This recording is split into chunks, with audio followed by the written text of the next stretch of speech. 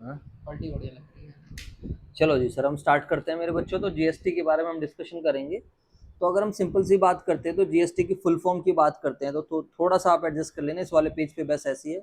GST की full form होती है गुड्स एंड सर्विस टैक्स, ठीक है। देखो मैं आप लोगों को यहाँ पर एक चीज़ समझाता हूँ, पहले आप सभी बच्चे ध्यान से समझना। मैं एक ब्लैंक पेज ऐड करता हूँ।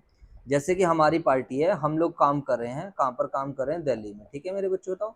हमारी पार्टी कहाँ की है? दिल्ली की, ठीक है। जीएसटी क्या होता है मेरे बच्चों बताओ? गुड्स एंड सर्विस टैक्स, ठीक है। एक तरीके का इनडायरेक्ट टैक्स है जो हम लोग क्या करते हैं, किससे लेते हैं मेरे बच्चों बताओ? कस्टमर से लेते हैं। और जिसका अल्टीमेट बर्डन किसके ऊपर शिफ्ट किया जाता है मेरे बच्चों बताओ? कस्टमर के ऊपर। कौन किसके ऊपर शिफ्ट किया जाता है? फाइनल, जो भी फाइनल कंज्यूमर है वही मेरे बच्चों क्या करता है, इसको बियर करता है, ठीक है। इस चेन को हमें अच्छे से समझना है, इस कॉन्सेप्ट को हमें अच्छे से समझना है, सो दैट कि आपको डिटेल में चीजें समझ में आए। देखो जब हम प्रैक्टिकल लाइफ में बात करते हैं तो बेसिकली क्या होता है, एक होता है मैन्युफैक्चरर, एक कौन होता है मेरे बच्चों बताओ? मैन्युफैक्चरर। मैन्युफैक्चरर सामान बेचता है होलसेलर को। मैन्युफैक्चरर सामान किसको बेचता है? होलसेलर। होलसेलर फिर किसको सामान देता है? रिटेलर को। और रिटेलर फिर फाइनल सामान किसको बेचता है? फाइनल कंज्यूमर को। बात समझ में आई या नहीं है? अब मैन्युफैक्चरर क्या करता है, ध्यान से आप सही बच्चे समझने की कोशिश करना कि मैन्युफैक्चरर करता क्या। भाई पेन कहाँ चला गया? ये रहा। हाँ जी बताइए, मैन्युफैक्चरर क्या करता है, फटाफट बताओ सही बच्चे। होलसेलर को सामान बेचता है। तो मैन्युफैक्चरर सामान होलसेलर को बेचता है। तो जो मैन्युफैक्चरर सामान बेच रहा होता है तो वो क्या करता है?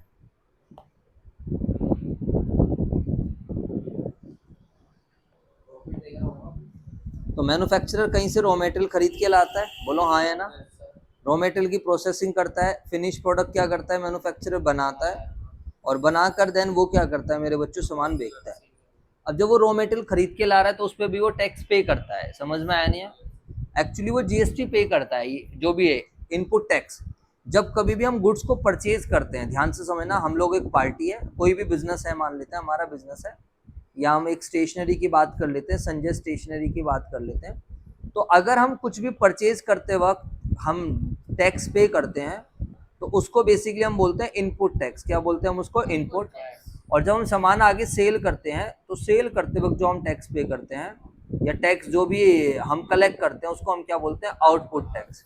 परचेज करते वक्त तो ऑब्वियस सी बात है, जिससे भी हम सामान खरीदेंगे हम उसको क्या करेंगे? पे करेंगे। एंड सेल करते वक्त हम क्या करेंगे? कलेक्ट करेंगे। तो आपके माइंड में क्वेश्चन आता है, क्या सर हर कोई व्यक्ति टैक्स कलेक्ट कर सकता है? नहीं। जब हम प्रैक्टिकल लाइफ में बात करते हैं तो मेरे बच्चों दो तरीके की पार्टी होती है। एक होती है रजिस्टर्ड पार्टी और एक कौन सी पार्टी होती है? अनरजिस्टर्ड पार्टी, ठीक है सर। एक सर आपने टैक्स का मतलब तो समझाया नहीं। चलो फिर यहीं से स्टार्ट कर लेते हैं। हम मान लेते हैं कि आपको टैक्स का मतलब भी नहीं पता है, तो ऐसा कोई प्रॉब्लम वाली बात नहीं। अगर आप if you don't know the meaning of the tax, तो टैक्स एक तरीका कंपल्सरी एक्सटोर्शन ऑफ मनी होता है, जो है charge under any law. Tax is a compulsory extortion of, compulsory payment होती है, कंपल्सरी एक्सटोर्शन, पैसा निकालना, पैसे की वसूली करना, extortion of money charge as per law. समझ में आई बात या नहीं? मतलब गवर्नमेंट हमें पावर देती है, लॉ हमें पावर देता है कि टैक्स कलेक्ट कर सकते हैं। क्या हर कोई व्यक्ति टैक्स कलेक्ट कर सकता है? क्या मेरे पास पावर है टैक्स कलेक्ट करने की? क्या आपके पास पावर है टैक्स कलेक्ट करने की? नहीं। वो मैं भी समझाऊं कौन टैक्स कलेक्ट कर सकता है। अब टैक्स बेसिकली दो तरीके का होता है, डायरेक्ट टैक्स और दूसरा कौन सा होता है? इनडायरेक्ट टैक्स, ठीक है मेरे बच्चे बताओ। ये आप आगे जाके जब आप सीए करोगे, बीकॉम वगैरह करोगे, वहां पर आपको ये पूरा पूरा पेपर पढ़ने को मिलेगा। सीए फाइनल में तो 100 नंबर का आपका डायरेक्ट टैक्स का पेपर है और 100 नंबर का इनडायरेक्ट टैक्स का पेपर है। सीए इंटरमीडिएट में डायरेक्ट टैक्स और इनडायरेक्ट टैक्स दोनों को मिलाकर एक पेपर 100 नंबर का है। तो बस यहाँ पर खाली हमें ओवरव्यू जानना है, हमें मीनिंग जानना है कि basically what is the meaning of direct tax and what is the meaning of indirect tax. फिर हम अपने अकाउंटिंग पर धीरे धीरे चले जाएंगे। तो basically when it comes to the direct tax का मतलब है जिसके ऊपर लगाया गया है उसी व्यक्ति को टैक्स देना पड़ता है। The burden of which can not be shifted to any other person. जिसको लगाया जाएगा उसी को दर्द होगा, that is simply meaning of direct tax. जैसे इंजेक्शन आपको लगता है तो आपको लगेगा, तो दर्द आपको ही होना है, आपके घर वालों को तो होगा नहीं, दैट इज डायरेक्ट टैक्स। तो डायरेक्ट टैक्स का मतलब है burden, burden of which can not be shifted, जिसका its burden can not be shifted, इसका बर्डन हम लोग शिफ्ट नहीं कर सकते। Its burden can not be shifted to any person any other, और किसी को हम इससे शिफ्ट भी नहीं कर सकते हैं। तो सीधी सी बात है, ये हमारा क्या बन जाता है मेरे बच्चों का? Direct tax. बात समझ में आई या नहीं है? लेकिन वहीं अगर हम इनडायरेक्ट टैक्स की बात करते हैं, लेकिन वहीं अगर हम कौन से टैक्स की बात करते हैं मेरे बच्चों, होता है इनडायरेक्ट टैक्स। तो इनडायरेक्ट टैक्स में बेसिकली क्या होता है, इनडायरेक्ट टैक्स में हम जो बर्डन है वो हम क्या कर सकते हैं मेरे बच्चों, बताओ, शिफ्ट कर सकते हैं। इनडायरेक्ट टैक्स में जो बर्डन होता है, that burden can be shifted to other person. Indirect tax में बेसिकली ये चलता है। इनडायरेक्ट टैक्स में अगर हम बात करते हैं तो इनडायरेक्ट टैक्स में जो बर्डन रहता है, ध्यान से समझना सारे बच्चे, इनडायरेक्ट टैक्स में जो होता है, इनडायरेक्ट टैक्स का जो बर्डन है, burden is shifted to, burden किसके पास शिफ्ट होता है यहाँ पर, final consumer. Ultimately final consumer क्या करता है, इसको बियर करता है। समझ में आई बात या नहीं है? इसका एग्जांपल है, इनकम टैक्स की बात करते हैं तो जिसकी इनकम हुई है उसी को टैक्स देना पड़ेगा। कोई हेल्थ टैक्स या वेल्थ टैक्स की बात करते हैं, हेल्थ टैक्स तो क्या हो गया, वेल्थ टैक्स। कोई प्रॉपर्टी टैक्स है जिसके ऊपर लगा है उसी को क्या करना पड़ेगा, पे करना पड़ेगा। समझ में आया नहीं है? लेकिन अगर हम बात करते हैं इनडायरेक्ट टैक्स की बात करते हैं तो सबसे बढ़िया आज के टाइम जीएसटी है, गुड्स एंड सर्विस टैक्स। इसने सारे के सारे जो भी पहले अराउंड 17 तरीके के इनडायरेक्ट टैक्स होते थे, इन सारे के सारे टैक्सेस को अपने अंदर समेट लिया है, सब एज्यूम कर लिया है इसने। तो जैसे कि पहले सर्विस टैक्स होता था, वैट होता था, समझ में आया नहीं आया, इन सबको क्या कर लिया है मेरे बच्चों, बताओ, इसने अपने अंदर संभाल लिया। कह रहे भैया मैं अकेला ही काफी हूँ। समझ में आया? तो अगर हम आपसे बात करते हैं व्हाट इज इनडायरेक्ट टैक्स, तो इनडायरेक्ट टैक्स एक तरीके का सिंपल सा मतलब है इसका, भैया क्या है, जीएसटी ही एक इनडायरेक्ट टैक्स है। समझ में आया नहीं है? जी सर, ठीक है जी। तो सर एक बात बताओ, इसमें जिसके ऊपर लगेगा वही पे करेंगे, इसमें फाइनल बर्डन किसके ऊपर जाता है, कस्टमर के ऊपर। अब एक्चुअली क्या होता है, ध्यान से समझना, फाइनल कंज्यूमर के पास जो सामान पहुंचता है उसके पीछे तो कुछ बहुत लंबी चेन रहती है। इसका सिस्टम क्यों बनाया गया, what is input tax credit क्या होता है, क्रेडिट क्यों देते हैं, इन सब चीजों को आपको यहाँ पर अच्छे से समझना है। For example, you are a final, एक जो भी मैन्युफैक्चरर है, वो मैन्युफैक्चरर क्या करता है, रॉ मेटेरियल खरीदता है। क्या करता है मैन्युफैक्चरर, रॉ मेटेरियल वो खरीद के लाएगा, तो उस रॉ मेटेरियल पे वो क्या करेगा, टैक्स देगा। अब मान लो उसने रॉ मेटेरियल खरीदा 100 रुपए का, प्लस में उसने टैक्स पे करा, इनपुट टैक्स जो भी जीएसटी पे करके लाया वो मान लेते हैं 10 रुपए का। समझ में आई बात? ने 10% टैक्स दिया उसने, तो 10 रुपए का। अब वो इस सामान को बनाएगा, तो जब सामान को बनाएगा तो मान लेते हैं उस सामान को बनाने में उसका खर्चा आया 50 रुपए का, तो ये सामान इसको कितने का पड़ा, फिनिश प्रोडक्ट 150 रुपए का बना। अब ऑब्वियस सी बात है, ये प्रॉफिट कमाने के लिए बैठा है, समाज सेवा करने के लिए तो बैठा नहीं है कि नहीं यार ये प्रॉफिट से, मान लेते हैं ये 20% प्रॉफिट कमाता है, तो 150 का 20% हो जाएगा 30 रुपए। तो ये फाइनली सामान कितने का बेचेगा, 180 का। सर आपने 10 रुपए को क्यों नहीं ऐड करा, ये इनपुट टैक्स है, इसका मुझे क्रेडिट मिल जाएगा, इसको बस मैंने एसेट की तरह मान लिया। अभी एक्चुअली क्या है, गवर्नमेंट कहती है यार, इधर देखो, कहते हैं यार प्रोडक्ट तो एक ही है ना, एक प्रोडक्ट पे बार बार टैक्स नहीं लगना चाहिए, एक प्रोडक्ट पे हमें टैक्स को बचाना, मतलब ये नहीं है कि जब तक फाइनल कंज्यूमर के पास अगर वो प्रोडक्ट पहुंचे तो प्रोडक्ट बहुत ज्यादा महंगा हो जाए। बात समझ में आई है नहीं? तो गवर्नमेंट कहती है होलसेलर को या मैन्युफैक्चरर को कि भाई ऐसा कर, इधर देख लो, वो जो तू टैक्स पे करके आया उस टैक्स को साइड में रख दे। अब अगर मान लो इसका तुझे बेनिफिट मिल जाएगा, मान लेते हैं ये जो तूने 10 रुपए का टैक्स दिया, इसको कोस्ट का पार्ट मत बना, इसको किसका पार्ट नहीं बनाना, कोस्ट। अगर इसका इसको बेनिफिट नहीं मिलता तो ये इसको कोस्ट का पार्ट बनाता, बोलो हाँ है ना। फिर आगे किससे चार्ज करता, कस्टमर से, मतलब जो भी अपने होलसेलर से चार्ज करता है, जो भी इसके लिए तो होलसेलर ही कस्टमर है।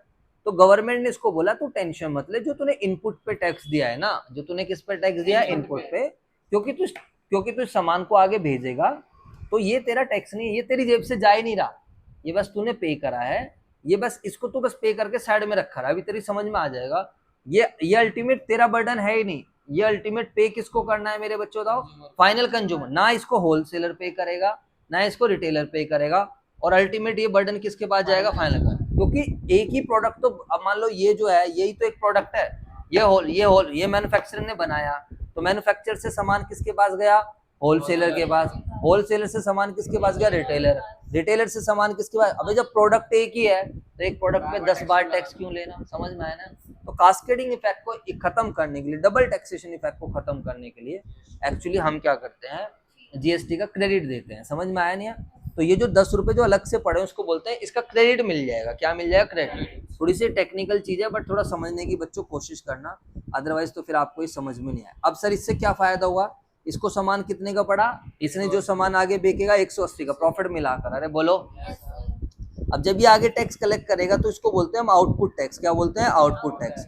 मान लेते हैं 10% की रेट है तो 18 रुपए का इसने टैक्स कलेक्ट करा, तो ये आगे सामान कितने का बेचेगा? 198। कितने का बेचेगा? 198। जैसा कि मैं आपको समझा रहा था, दो तरीके की पार्टी होती है, एक रजिस्टर्ड पार्टी होती है, एक अनरजिस्टर्ड पार्टी का मतलब जो कच्चे में काम करती है। What is the meaning of कच्चे में काम करने का मतलब? सिंपल सा मतलब नहीं किराने, जिसने अपने आप को रजिस्टर्ड नहीं कराया, इसने अपने आप को जीएसटी डिपार्टमेंट में रजिस्टर्ड नहीं करा रखा। समझ में आया ना? जो है इनडायरेक्ट टैक्सेस में रजिस्टर्ड। अब एक सर कौन सी पार्टी को रजिस्टर्ड कराना होता है? वो पार्टी जिसकी सालाना टर्नओवर 20 लाख तक की हो जाती है, या जो मतलब अच्छा काम धंधा कर रही है, उनको क्या करना पड़ता है मेरे बच्चों? अपने आप को जीएसटी में क्या करना होता है? रजिस्टर। हर किसी पार्टी को रजिस्ट्रेशन कराने की आवश्यकता नहीं होती। अगर आप अच्छे लेवल पे काम कर रहे हो, आपकी सालाना टर्नओवर 20 लाख रुपए तक की है, देन आपको क्या करना पड़ेगा? अपने आप को जीएसटी में रजिस्टर कराना पड़ेगा, वरना नहीं। वो देना होता है। हाँ ये वाले बताओ, हाँ ये वाले। समझ में आई बात या नहीं आई? बोलो फटाफट। जी सर।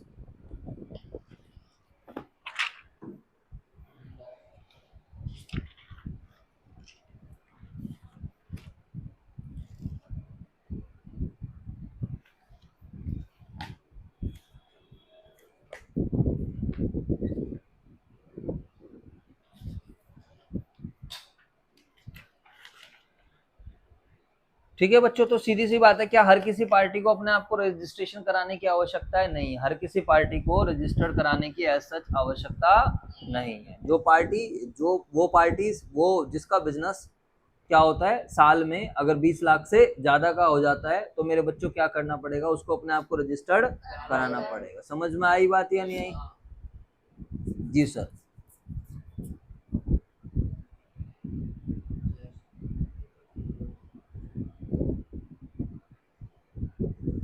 तो बस 20 लाख तक की, कुछ कुछ स्टेट्स में ये लिमिट थोड़ी शायद कम की भी है।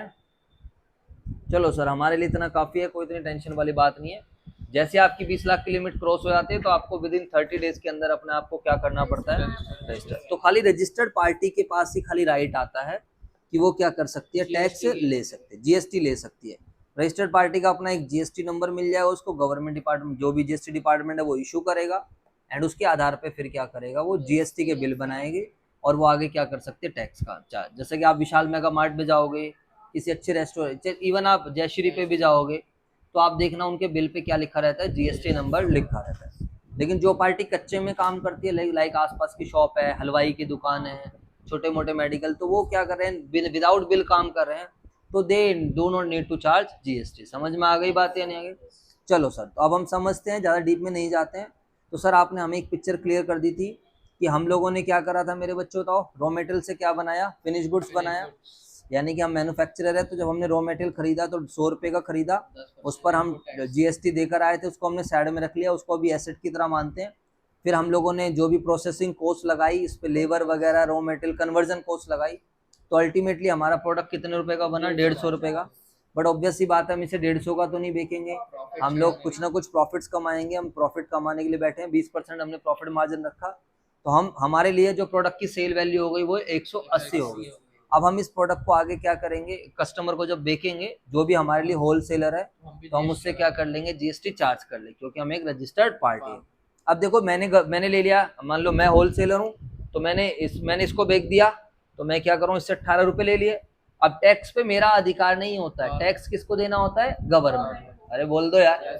तो मैंने इससे 18 रुपए ले लिए, तो मुझे 18 रुपए किसको जमा कराने चाहिए? गवर्नमेंट को। अरे जवाब दो यार। तो मेरे लिए आउटपुट टैक्स हमेशा लायबिलिटी होता है, क्योंकि मैं आगे से कलेक्ट कर रहा हूँ, मैं अपने कस्टमर से कलेक्ट कर रहा हूँ। तो मैंने 18 रुपए कलेक्ट करे, अब मुझे गवर्नमेंट को 18 जमा कराने चाहिए। गवर्नमेंट देख रही है ऊपर से, अच्छा तूने 18 रुपए 180 का सामान बेचा है, तो 18 रुपए चुपचाप जमा करा दे। अब जब मैं 18 रुपए जमा कराता हूँ, तो गवर्नमेंट कहती है अरे रुक जा, अबे भाई पागल है क्या, 18 क्यों? तूने 10 तो पहले जमा करा दिए थे। बोलो हाँ या ना? क्या मैंने 10 पहले जमा कराए थे? जब मैंने रॉ मटेरियल खरीदा था उसी टाइम क्या मैंने 10 जमा कराए? यस। तो गवर्नमेंट कहती है कि बेटा तू इनपुट टैक्स तो तू ऑलरेडी जमा करा चुका है, अब तुझे क्यों देना है? तू 10 रुपए का क्रेडिट ले ले। तो यहाँ से माइनस कर देते हैं, इसको बोलते हैं क्रेडिट। समझ में आई बातें नहीं? अरे बोल दो। तो अब गवर्नमेंट कहती है कि अब तू कितना जमा करा दे, बताओ। अब तो 8 रुपए करा। अब गवर्नमेंट कहती है तू 8 रुपए जमा करा। समझ में आई बातें नहीं? अब बताओ, क्या मेरी जेब से कुछ भी गया? अरे बोलो यार। मैंने तो 18 रुपए किससे लिए? जो मेरे लिए कंज्यूमर है या होलसेलर?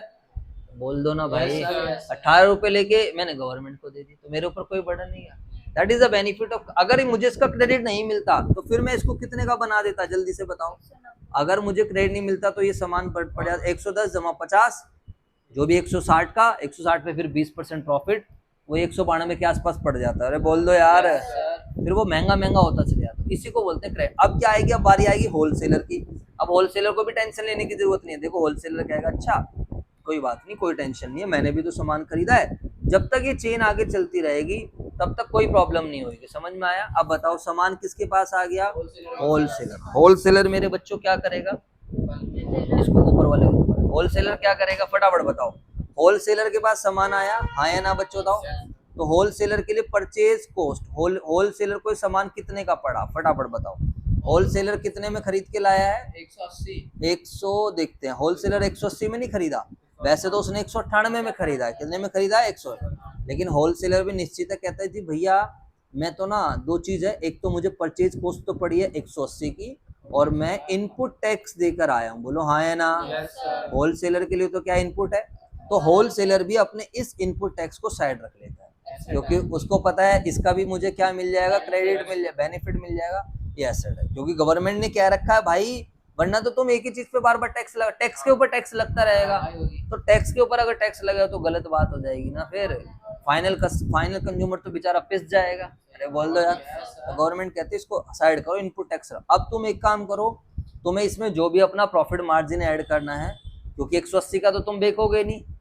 अरे बोल दो यार, ये भी तो समाज सेवा करने की थोड़ी बैठा है, ये भी तो प्रॉफिट्स कमाएगा। तो भाई तुझे अपना जितना प्रॉफिट ऐड करना है ऐड कर ले। तो गवर्नमेंट इसको ये बात बोलती है, मेरे भाई तो अपना प्रॉफिट ऐड कर। समझ में आई बात नहीं है भाई, क्या ये सारा सेविंग।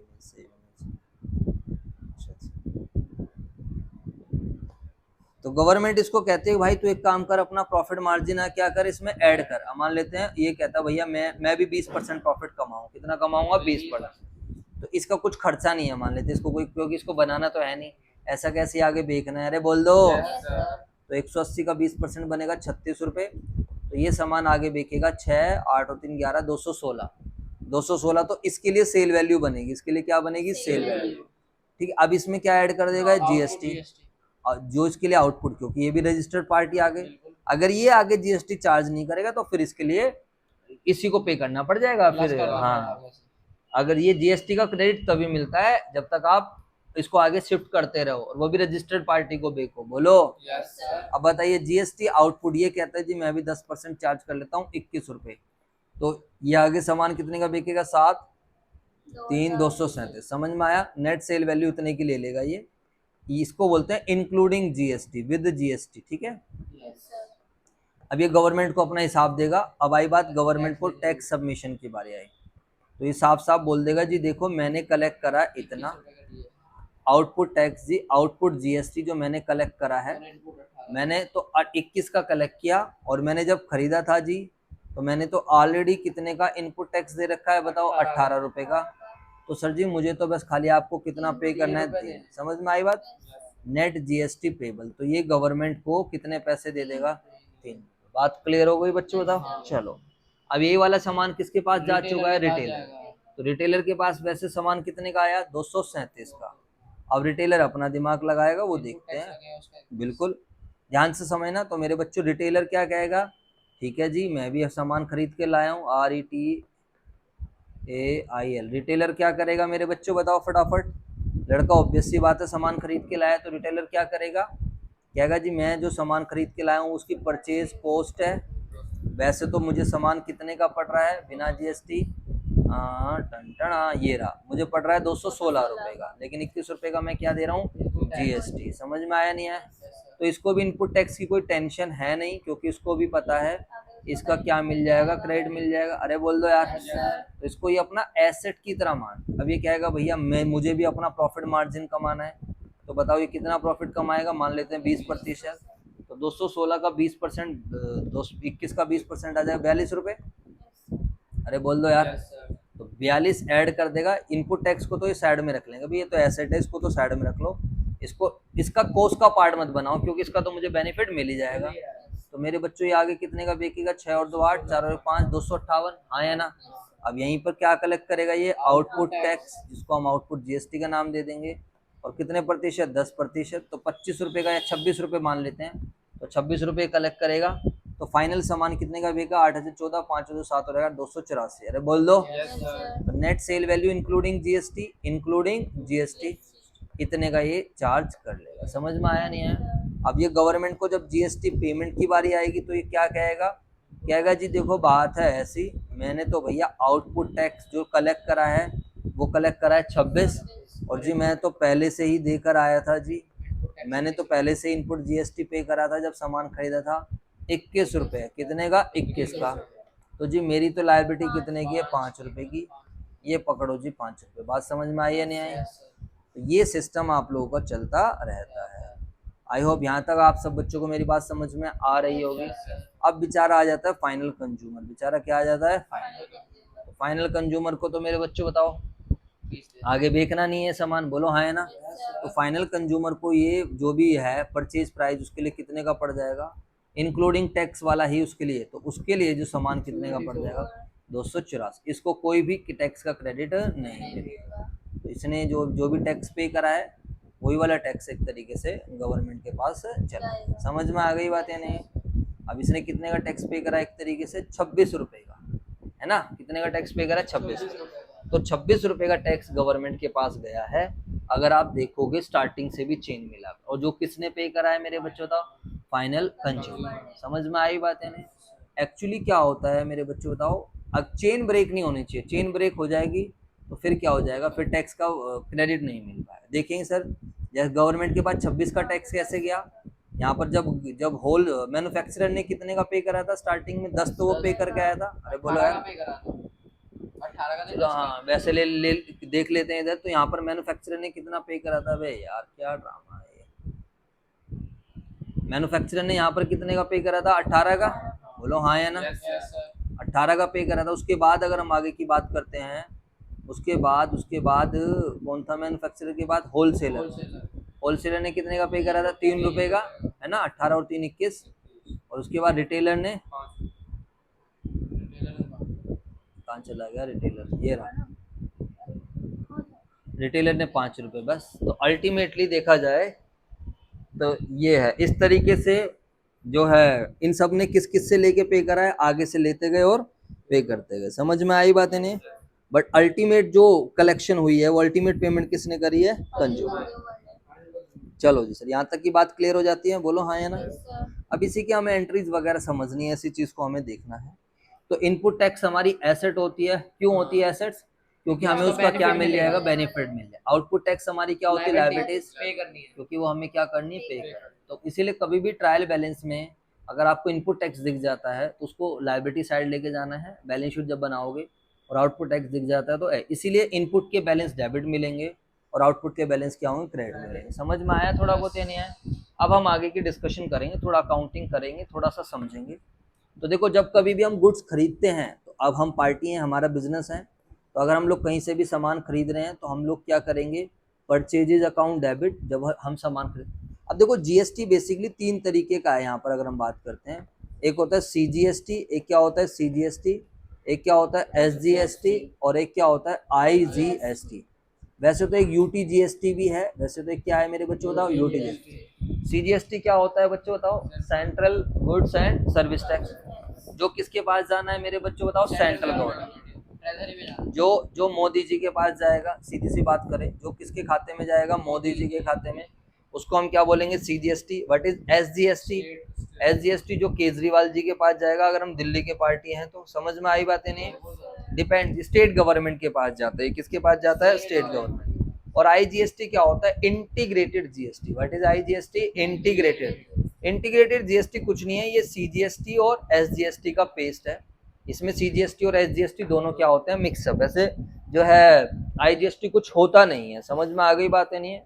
आईजीएसटी के अंदर क्या होता है? सीजीएसटी और एसजीएसटी। अगर कोई हमारी इंटरस्टेट ट्रांजैक्शन होती है, वो मैं भी आपको समझाऊंगा इंटरस्टेट ट्रांजैक्शन क्या होती है।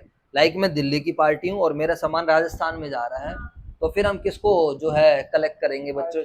IGST हम लोग क्या करेंगे, कलेक्ट करेंगे। समझ में आया?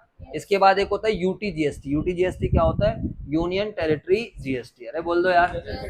जैसे आप लोगों को पता है, आई थिंक हमारी 7 क्या है, यूनियन टेरिटरीज हैं। तो अगर हमारा सामान यूनियन टेरिटरी में क्या हो रहा है मेरे बच्चों बताओ, सेल आउट हो रहा है, हाँ, तो हम क्या करेंगे, वहां पर UTGST क्या कर लेंगे, चार्ज कर लेंगे। अरे बात समझ में आई है नहीं है? जी सर, बिल्कुल क्लियर बात है, कोई ऐसी दिक्कत वाली बात ही नहीं है। ठीक है मेरे बच्चों, बताओ है इसमें तो क्वेश्चन बैंक। कोई नहीं, अभी ज्यादा डिस्कशन नहीं करते, आओ।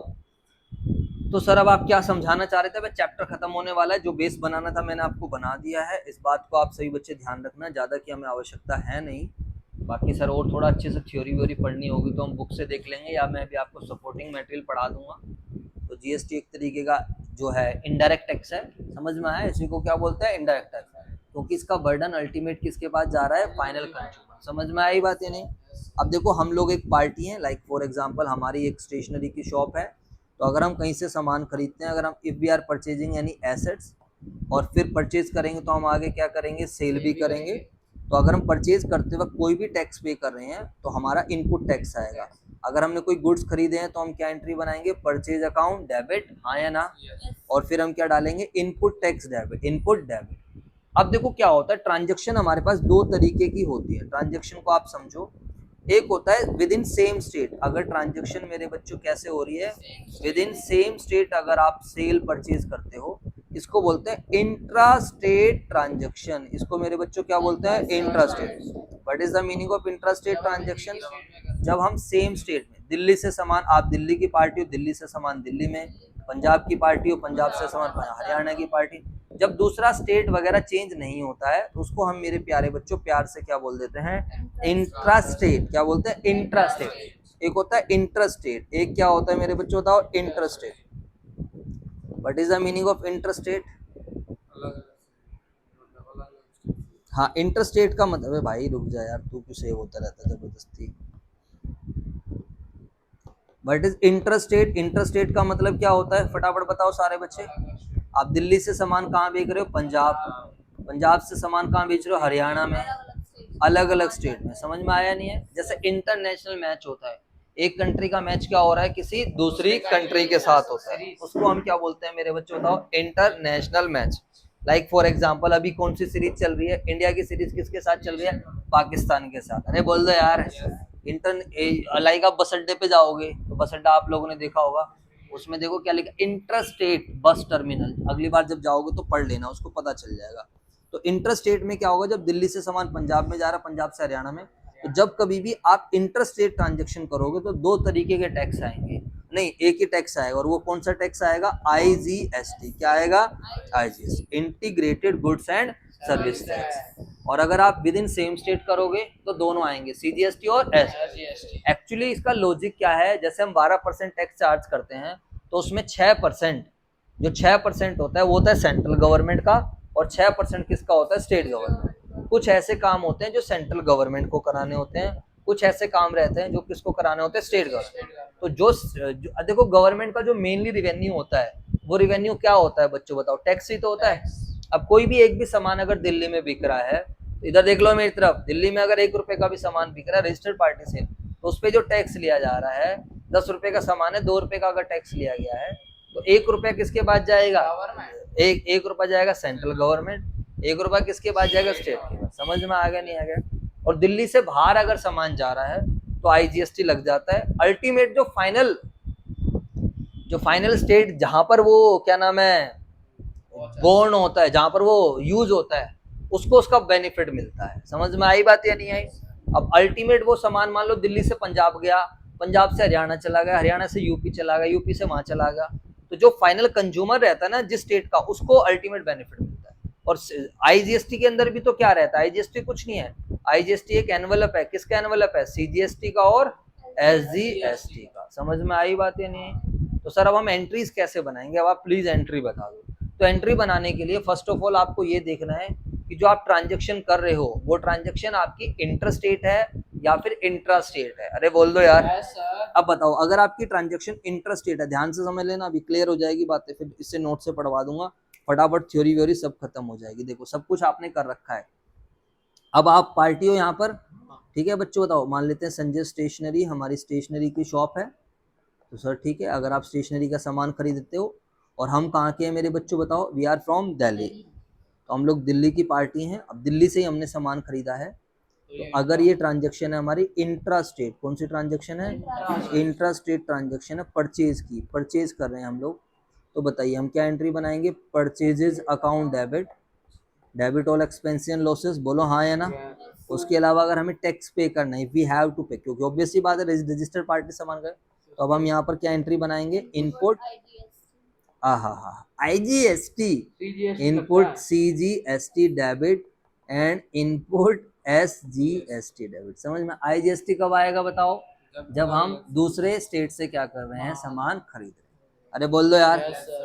टू कैश आ जाएगा, बैंक आ जाएगा, अगर हम सामान उधार खरीद रहे हैं तो क्या आ जाएगा, सप्लायर। ये तो मुझे लगता है आपको आना चाहिए। अबे परचेज डेबिट क्यों हो रहा है, debit all expenses and losses. Input tax क्या होते हैं हमारे, एसेट, इनपुट टैक्स क्या है हमारी, एसेट, क्योंकि इसका क्रेडिट मिलेगा। आगे बात समझ। अब सीजीएसटी एसजीएसटी क्यों आया, क्योंकि हम एक ही स्टेट से क्या कर रहे हैं, सामान कर रहे हैं। ओ सर जी मजा आ गया जी, दिल खुश हो गया, पैसा चला गया तो क्या कर देंगे, कैश या बैंक को क्रेडिट कर देंगे, बोल दो यार। चलो सर, अगर हमने कोई मशीनरी खरीदी, फॉर एग्जांपल अगर हमने क्या खरीदी, मशीनरी, क्या बात सर, कलरफुल नोट्स बना रहे हो, बहुत बढ़िया। अगर हम मशीनरी खरीदेंगे तो फिर हम डेबिट किसको करेंगे, मशीनरी अकाउंट, ठीक है बच्चों। बे रुक जा लुलू, रुक जा, रुक जा, रुक जा, रुक जा, रुक जा।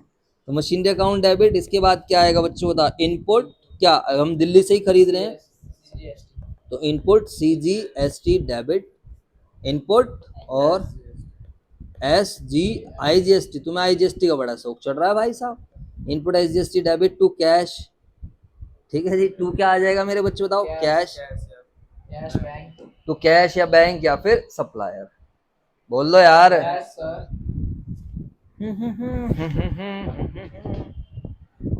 तो कैश या फिर बैंक या फिर, अरे आजा भाई, बहुत हो गया खत्म।